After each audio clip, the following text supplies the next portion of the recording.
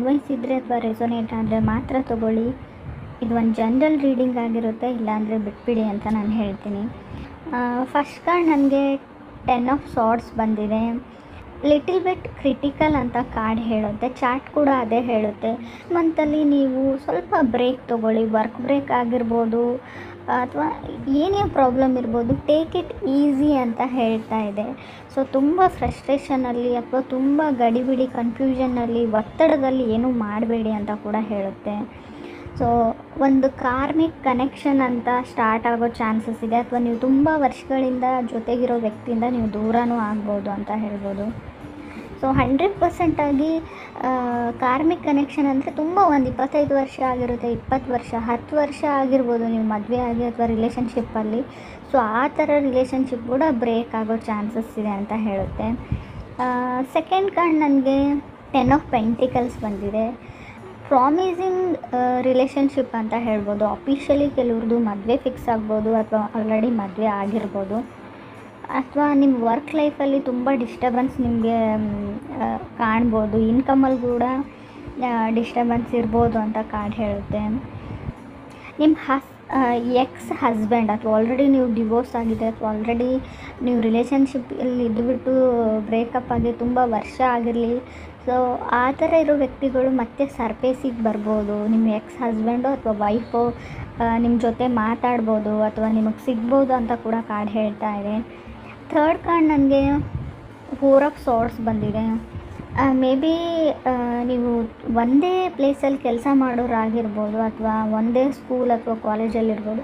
ಸ್ಟಾಕರ್ಸ್ ಅಂತ ಹೇಳ್ತೀವಿ, ಯಾವಾಗಲೂ ನಿಮ್ಮನ್ನು ಗಮನಿಸ್ತಾ ಇರ್ತಾರೆ, ನೀವೇನು ಮಾಡ್ತೀರಾ, ನಿಮ್ಮ ಬಗ್ಗೆ ಅಸೂಹೆ ಪಡೋರು ಕೂಡ ಜಾಸ್ತಿ ಆಗ್ಬೋದು ಅಂತ ಹೇಳುತ್ತೆ. ಜಲಸಿ ಅಂತ ಹೇಳ್ಬೋದು, ಹೊಟ್ಟೆ ಕಿಚ್ಚು ಅಥವಾ ಹೊಟ್ಟೆ ಉರಿ.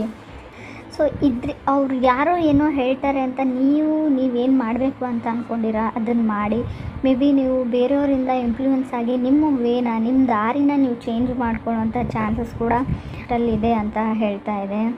ನಿಮಗೊಂದು ವೇಕಪ್ ಕಾಲ್ ಥರ ಬರ್ಬೋದು, ನಾನೇನೂ ಮಾಡಿಲ್ಲ ಲೈಫಲ್ಲಿ, ಒಂದು ಮೋಟಿವೇಶನ್ ಥರ ಕೂಡ ಸಿಗ್ಬೋದು, ಏನಾದರೂ ಮಾಡಬೇಕು ಅಂತ ಅನಿಸ್ಬೋದು. ಇಷ್ಟೆಲ್ಲ ಹೇಳಿದರೂ ಕೂಡ ಸ್ವಲ್ಪ ಕ್ರಿಟಿಕಲ್ ಮಂತ್ ಅಂತ ನಾನು ಹೇಳ್ತಾ ಇದ್ರು ಕೂಡ ರಾಶಿಯವರಿಗೆ ಮುಂದೆ ಬರೋ 18 ಮಂತ್ಸ್ ಕೆಲವ್ರು ಮಾತ್ರ ತುಂಬ ಲಕ್ನ ತಂದುಕೊಡುತ್ತೆ. ಸ್ಟ್ರೋಕ್ ಆಫ್ ಲಕ್ ಅಂತ ನಾನು ಕರಿತೀನಿ. ಬಟ್ 4th ಕಾರ್ಡ್ ನನಗೆ ಮೂನ್ ಕಾರ್ಡ್ ಇದೆ. ಸೊ ಯಾವಾಗ ಸ್ಟ್ರೋಕ್ ಆಫ್ ಲಕ್ ಅಂದರೆ ಮೂನ್ ಕಾರ್ಡ್ ಇರೋದ್ರಿಂದ ನಿಮ್ಮ ಸುತ್ತಮುತ್ತ ಇರೋರು ಏನಾದರೂ ವಿಷಯನ ಹೈಡ್ ಮಾಡ್ತಾ ಇರ್ಬೋದು ಅಥವಾ ನೀವು ತುಂಬ ವಿಷಯಗಳನ್ನ ಮುಚ್ಚಿಡ್ತಾ ಇರ್ಬೋದು ಯಾರಿಂದನೋ. ಸೊ ಸ್ವಲ್ಪ ನೀವು ಕ್ಲಿಯರ್ ಆಗಿರಿ, ಏನೂ ಮುಚ್ಚಿಟ್ಕೊಳ್ಬೇಡಿ. ಟ್ರೂ ಟು ಯುವರ್ ಸೆಲ್ಫ್ ಅಂತ ಕೂಡ ಕಾರ್ಡೇ ಹೇಳ್ತಾ ಇದೆ. ಸ್ವಲ್ಪ ಸೆಲ್ಫಿಶ್ ಕೂಡ ಆಗಿ ನಿಮಗೋಸ್ಕರ ನೀವೇನಾದರೂ ಮಾಡ್ಕೊಳ್ಳಿ ಅಂತ ಕೂಡ ಕಾರ್ಡ್ ಹೇಳ್ತಾ ಇದೆ. ಚಾನ್ಸಸ್ ಇದೆ, ಫಾರಿನ್ ಟ್ರಾವೆಲ್ ಮಾಡೋ ಚಾನ್ಸಸ್ ಇದೆ ಅಂತ ಹೇಳ್ಬೋದು. ನಿಮಗೆ ನೀವೇ ಮೋಸ ಮಾಡ್ಕೊಳ್ಬೇಡಿ ಅಂತ ಕೂಡ ಚಾರ್ಟು ಹೇಳ್ತಾ ಇದೆ, ಕಾರ್ಡು ಹೇಳ್ತಾ ಇದೆ. ಯಾಕೆ ಅಂತ ಗೊತ್ತಿಲ್ಲ. ತುಂಬ ಮುಂದೆ ಬರೋ ನಿಮ್ಗೆ ಯಾವುದಾದ್ರೂ ಅವಾರ್ಡ್ ಬರ್ಬೋದು, ಎಂಪ್ಲಾಯ್ ಆಫ್ ದಿ ಇಯರ್ ಆಗ್ಬೋದು, ಕೆರಿಯರಲ್ಲಿ ವರ್ಕ್ ಲೈಫಲ್ಲಿ ಅಂತ ಕೂಡ ಹೇಳ್ತಾ ಇದೆ. ಮೇ ಬಿ ಇಂಟರ್ನೆಟ್ ಆ್ಯಕ್ಟಿವಿಟಿ ಅಂತ ಕರಿತೀವಿ, ನಿಮ್ಮದು ಚಾನಲ್ ಇರ್ಬೋದು, ಇನ್ಸ್ಟಾಗ್ರಾಮ್, ಫೇಸ್ಬುಕ್, ಸಮಥಿಂಗ್ ಏನಾದರೂ ಇರಲಿ, ಅಲ್ಲಿ ಲಕ್ ಆ್ಯಂಡ್ ಗುಡ್ ಲಕ್ನ ನಾನು ಹೇಳ್ತೀನಿ.